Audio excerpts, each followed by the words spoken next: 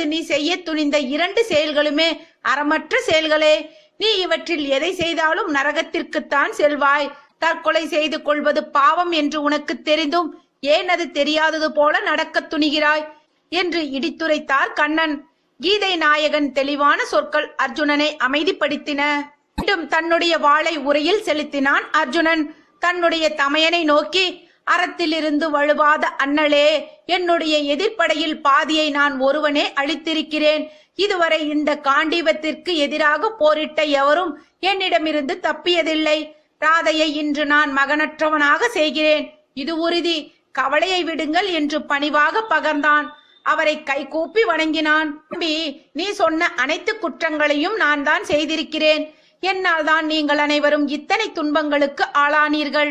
சூதாட்டம் எனும் அறமற்ற விளையாட்டிற்கு அடிமையான நான் அரசாளவோ வாழவோ தகுதியற்றவன். பீமனே,